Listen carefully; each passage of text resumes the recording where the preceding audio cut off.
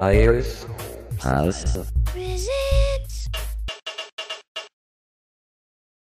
And the self-love is created throughout your life with experiences that begin, of course, with your family life, with people who are dear to you. And that's your sort of personal repertoire of how you feel and learn to feel about yourself and how you learn to express your feelings. That is a very normal process, but for a lot of people, it's gotten very disjointed. It's very difficult to say that they love themselves, and some people don't love themselves because of things that have happened to them, like becoming infected with HIV. The interpersonal issues have to do with love for others, and there are many people who are more concerned and more attached to other people than they are themselves. So what we're going to talk about today is how to bring the love back to yourself. It has to start there.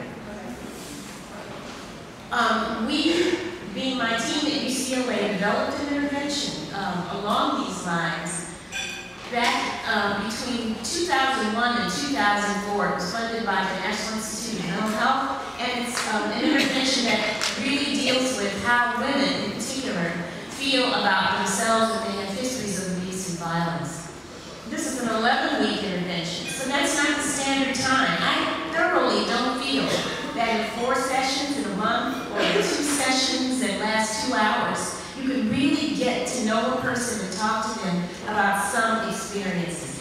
These are experiences that we're talking about take time. Why? Because a lot of people even argue that some of these experiences even happen to them. And so we have to get beyond that reality that we're all talking about the same issues. But in the 11-week period of time, it gives you the opportunity to discuss the effects of sexual trauma, increase coping strategies to decrease depression and traumatic stress, to increase health maintenance behaviors and reduce HIV risk behaviors.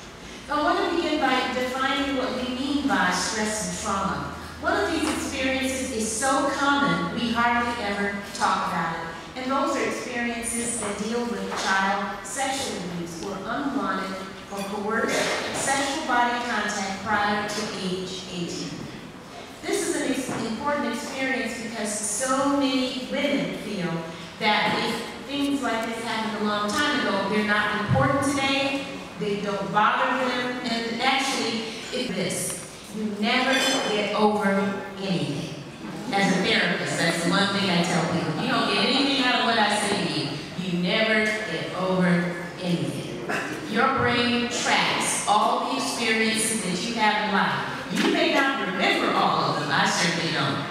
But your brain's got that material in it, and you have not forgotten it. You may have suppressed it. You may want to forget it, but it is there. Okay. So if things that frighten you, terrorize you, make you upset and unhappy, happen to you, you do not forget them. You have to learn to live with them and cope with them. The same is true of unwanted sexual experiences since the age of 18. And why do I break things down for before 18 and after 18? That's because 18 is the age of consent in the United States to have sex. Did you know that? So don't raise your hands, but those of you who had sex before the age of 18 were having sex before the age of consent. Did you know that? And your parents could have carted you off someplace because you had sex before the age of, if your parents knew. But where is sex most commonly likely to occur? In the home. Usually when the parents are gone. So do the parents know that we're having sex? You see, now I've included myself. These things are occurring, and that's part of the problem. The dialogue doesn't begin with the parents. The dialogue usually depends with the partner. But these are experiences that are unwanted and coerced. They could be involving, and I know that some of you are still eating, but I hope you can handle it, the vagina, that they could be involving oral sex, anal penetration. All right? These experiences, these sexual abuse experiences vary with the type of abuse that occurs, the age that you are, how long it goes on, the relationship of the person to you, whether it's a family member that's intrafamilial or whether it's not a family member that's extrafamilial. Live-in boyfriends are considered to be intrafamilial. The degree of force or violence used and the number of incidents. All of these things matter. Usually when one event occurs, another one does. It's hardly anyone that only has one incident of abuse if it occurs. So what happens when a person is traumatized? They are terrorized, they become fearful, they feel guilty about the experience, many times it's confusing, and all of these effects have a lot to do with sex and how it's expressed later on in your life when you might want to have sex. In other words, we might feel that just because someone may have violated us earlier in life, that now we're going to make decisions about sex on our own. That usually doesn't happen.